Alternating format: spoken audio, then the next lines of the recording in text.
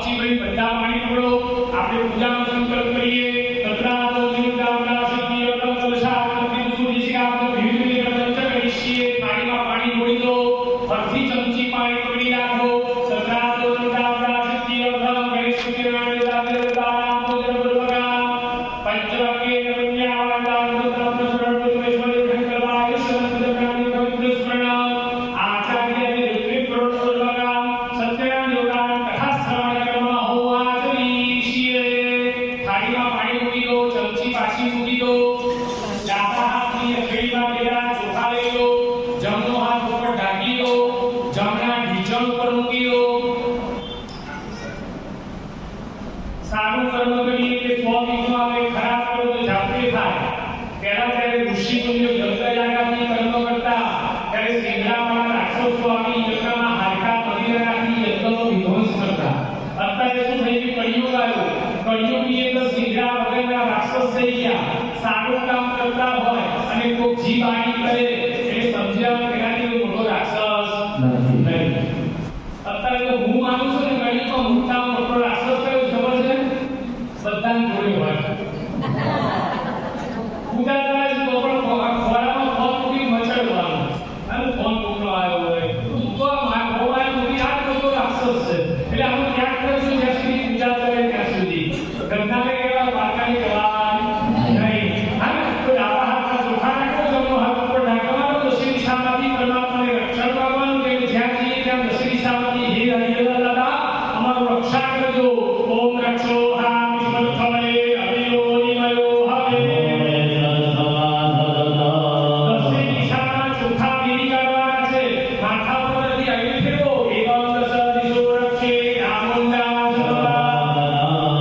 ડાબા પગની કીડી પુરુષ ભાઈઓ જેટલા પુરુષો બેઠા છે એ પુરુષ ભાઈઓ ડાબા પગની કીડી જમીન ઉપર 3 વાર પછાડો. બેનો 3 વાર તાળી પાડો.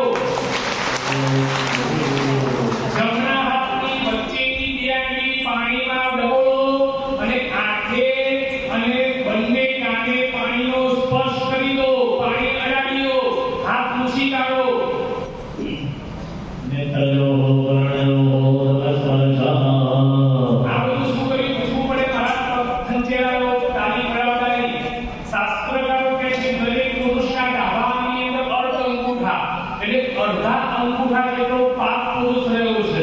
જેને કહેવાય છે કામ, ક્રોધ, મોહ, લોભ, ગંભીર ઈર્ષા, પૂજા કાર્યની અંદર એની જરૂર નથી. પછી મંદિરમાં જીવ વિતામ તો કોઈ કાકે સિદ્ધ થાય નહીં. કાશીની પંડિતો બોલાવો, આનાથી પણ મોટી પૂજા કરાવો. પણ જો ભગવાન પર શ્રદ્ધા ના હોય, બ્રાહ્મણ દેવતાઓના મંત્રો પર વિશ્વાસ કરો તો નિષ્ફળ હવે કર્મનું નિષ્માત્ર પણ ફળ પ્રાપ્ત થતું નથી. એનો પ્રશ્ન થાય મહારાજ અમને પક્કેના ખંચરા તાળી પડાવડાવી પણ ગુજરાતીમાં આપણે કહીએ છીએ કે એનોની બુદ્ધિ પગની પડી જાય એવું નથી. પણ અંતરિક્ષમાં કોઈ ખરાબ જીવ રહ્યા હોય તો તાળીનું ઘાય કરવાથી એની દૂર થાય. આંખે કાને પાણીનો સ્પર્શ કર્યો. આપણા શરીરમાં ઘણી બધી ઇન્દ્રિયો છે. એમાંથી બે ઇન્દ્રિય છે કે આપણા શરીરમાં તરત પાપ પ્રવેશ કરે. કઈ કઈ? આંખ અને કાન. ખરાબ દ્રષ્ટિ પડી હોય તો પણ પાપ ઉત્પન્ન થાય. ખરાબ સાંભળી ગયા હોય તો પણ પાપ ઉત્પન્ન થાય. આપણા ભારત વર્ષની અંદર તે મહાગ્રંથો રચાઈ ગયા જે આંખ અને કાનથી ઉત્પન્ન થયેલા. કયા કયા? તો મહાભારત અને રામાયણ. તો ભગવાનને પ્રાર્થના કરવાની અમારા ઘરમાં, પરિવારમાં કે હરિહર દાદાની કૃપાથી હશે મહાભારત કે રામાયણ થાય. હવે સત્કર્મનો સારું કર્મ કરો એટલે તીર્થોના પાણી લેવા જવું પડે. તીર્થો કેટલા? તો કહેવાય છે કે 67 તીર્થ, 7 સમુદ્ર, 999 નદીઓના જલ લેવા જવું પડે. જ્યારે ઓડી હોય, મર્સિડીઝ હોય, BMW હોય, સેલ ભરાય નહીં. સ્પોર્ટના કે બાટાના મહેતા હોય, લખાની મહેતા કહેવાય નહીં. ઉઘાડા કે કાપડ લઈને જવું પડે અને પાછા આવો ન આવો વોરંટી પ્રાપ્ત થતી નથી. પણ સૂર્ય ક્યાં? અત્ર તત્ર ને સર્વત્ર બધે જ સૂર્યનારાયણ છે. તો સૂર્યનારાયણના મંડળમાંથી આપણે ભગવાનની પૂજા માટે યોગ્ય જલ પ્રાપ્ત કરીશું. તમારો તાંબાનો લોટો છે એ તમારા બંનેના વચ્ચે મૂકી દો. તાંબાનો લોટો જે લાવ્યા છો એ વચ્ચે મૂકી દો. અંદર ચમચી મૂકી હોય તો કાઢી લેજો લોટામાં. તાંબાના લોટામાં પાણી ન ભરી તો ભરી લેજો. હાથની અંદર ફૂલ અને ચોખા રાખો. હાથની અંદર પાણી ફૂલ અને પેલા ચોખા રાખો. આવો કલશની અંદર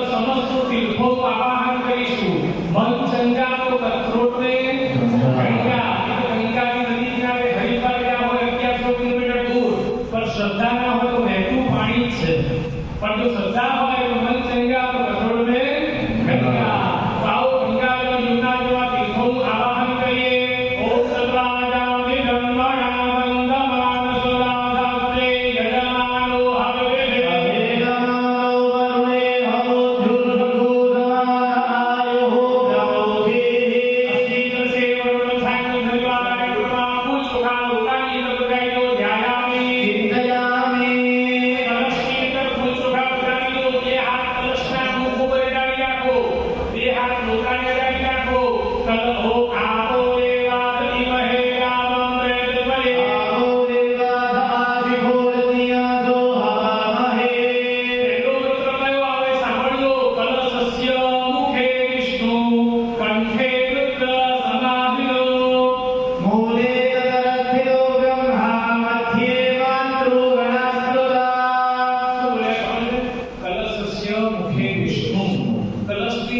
વિષ્ણુ ભગવાનનો વાસ છે.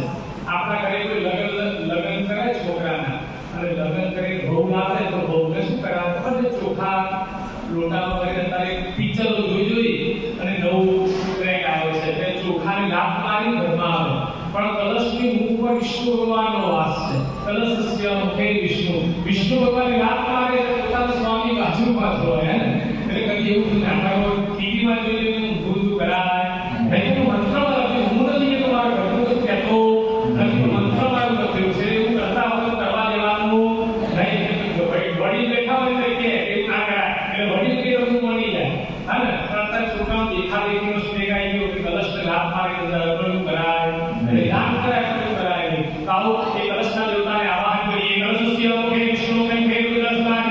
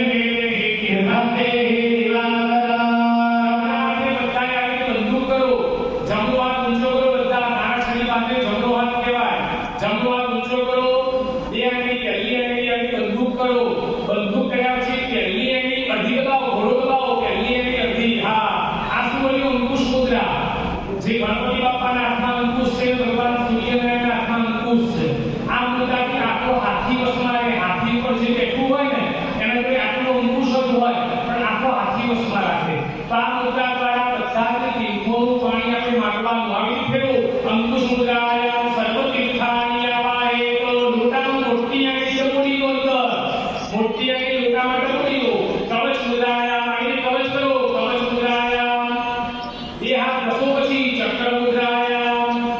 આ મુદ્રા ફાવે તો કરો, ન ફાવે તો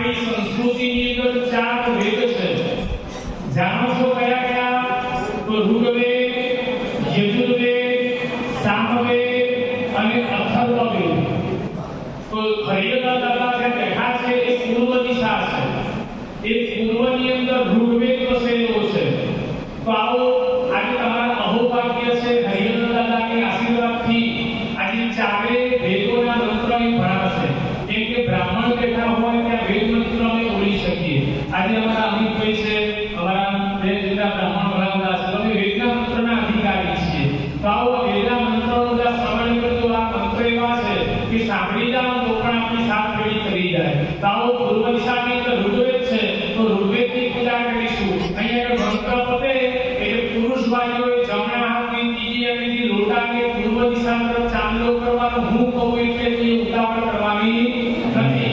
બનાવે તે હોય તમે તો કોઈ ચોલ્લા કરી દે જો કરવાનું કોઈ ફ્રન્ટ કરવા ખરીદ લે કોઈ કરવાના નહીં. આપણે ચાંદલા કરવાના છે ચાર દિશાના, કોઈ પાંચ ચાંદલા કરવાના નથી. તો આવું પૂર્વની અંદર ઋગ્વેદ છે. ઋગ્વેદનો મંત્ર સાંભળીએ. ઋગ્વેદ મંત્ર ગણવાગહો.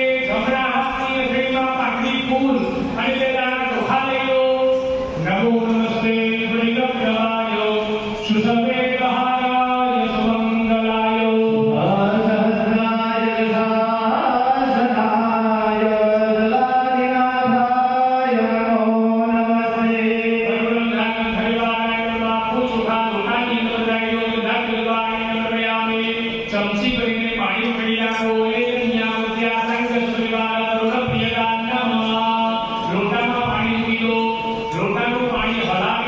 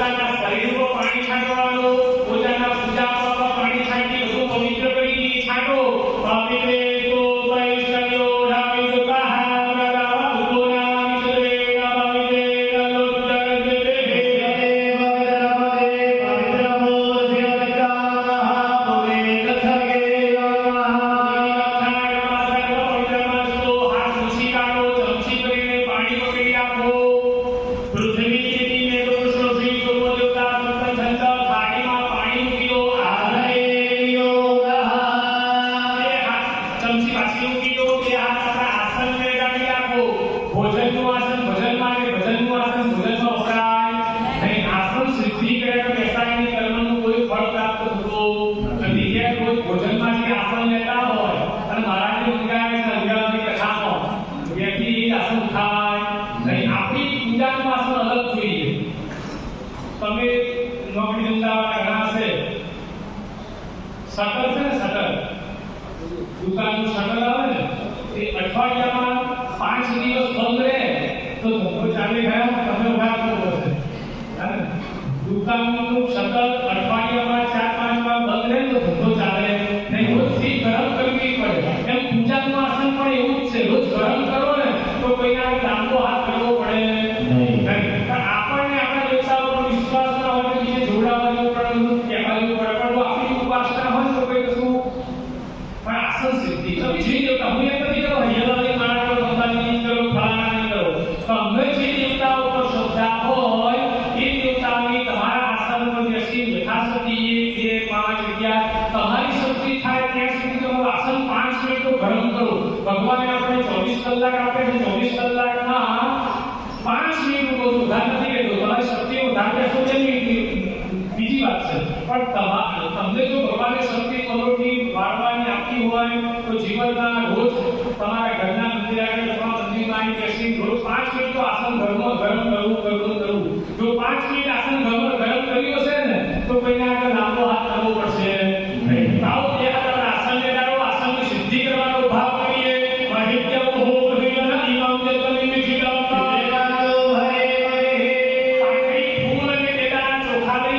ઊંચું કરી આસન નીચે વધાવી દો.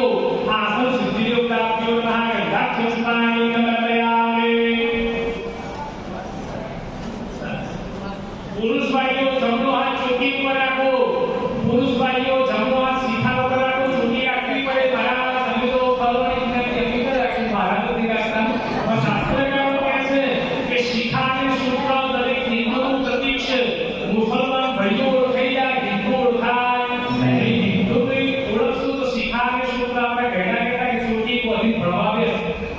ચોટી તો સારી હોય તો જ્ઞાન શક્તિ સારી પ્રાપ્ત થાય. જીવનમાં શિખા રાખવી પડે. આપણે કોઈ ફરીથી બોલ કરી દે આપણે નહીં રાખીએ પણ શિખા અવશ્ય રાખવી પડે છે. તો આવો શિખા બંધન કરવાનો ભાવ કરીએ. માનસો માન આવિમાનો ગોમાનો અસલે પુરે કહો દેના ભાગ્યો મને હમતા હે. પુરુષ ભાઈઓ જમણો હાથ હેન્ડ વોશ કરી દો. હાથ ધોઈ કાઢો. ચમચી પાણી લઈ હાથ ધોઈ કાઢો. હાથ ઘસી કાઢો. દરેક હાથમાં પુષ્પ અને ચોખા લઈ લો. જમણા હાથની હથેળીમાં બે ચોખા અને પુષ્પની પાંખડી લઈ લો. કોઈ પણ કાર્ય કરી તો સાક્ષી રાખવા પડે. ન કરે નારાય અને ઊભી થાય રમાય અને માનવ કાર્યની પટમાં જવું પડે તો પણ બે સાક્ષી લઈ જો આપણે કાચો ને પાકો. આ ધર્મની પટ છે. ધર્મના મેજિસ્ટ્રેટ તરીકે હરિયલા દાદા સત્યનારાયણ ભગવાનની જજ તરીકે વિરાજમાન છે. આગેલા બ્રાહ્મણ દેવતા આજે વકીલો છે. આજે તમારો 1 કલાક કેસ ચાલશે. તેમાં નિર્માણો ધન કેતા શરીર, મન કેતા મગજ અને ધન કેતા પૈસા ખર્ચી તમારી સેવા પૂજા કરવા બેઠા છે. એમને અવશ્ય ફળની પ્રાપ્તિ થવી જોઈએ. અને તમે આજે આટલા બેઠા છો એટલે અસિત કેતા આરોપી નથી પણ એક અરજદાર છો. ભગવાન કોઈ અરજીથી બેઠા છે. તો કર્મનો કાપો સાક્ષી કોણ? અહીંયા કે દીવો પ્રગટ કર્યો છે. એ કર્મનો કાપો સાક્ષી છે. કદાચ ઘી પૂરવાનું ભૂલી જાય તો સીતારામ થઈ જાય. કદાચ અંબાલાલ કાકા ભૂલી જાય વાવાઝોડું આવશે તો પણ સીતારામ થઈ જાય. પણ મનમાં શંકા નહીં રાખવાની કે દીવો હોલવાઈ ગયો અપશુકન થયા. કેમ કે આપણે કાચા સાક્ષી તરીકે વિરાજમાન કર્યા છે. દીવાનો ખોરાક શું છે? તો આપણે કે છે મહારાજ ઘી કે તેલ. પણ શાસ્ત્રકારો કહે છે કે દીવાનો ખોરાક અંધકાર છે. કદાચ અંધરૂપમાં દીવો કર્યો હોય ને તો અંધકાર થઈને આપણને પ્રકાશ આપે છે. તો ભગવાનને પ્રાર્થના કરવાની કે મારા ઘરમાં કોઈ પણ ખરાબ અંધકાર હોય ને તો પ્રભુ તમે હરી લેજો. ઘણા પૂછે મહારાજ આડી વાટની નિવેદ કરું કે ઊભી વાટની કરું? પણ આડી કરો કે ઊભી કરો જોત તો ઉર્દુગામી છે. આડી કરવાથી આડી જોત જવાની નથી. જોત તો હંમેશા ઉર્દુગામી છે. ભગવાનને પ્રાર્થના કરવાની કે પ્રતિદિન ઉન્નતિના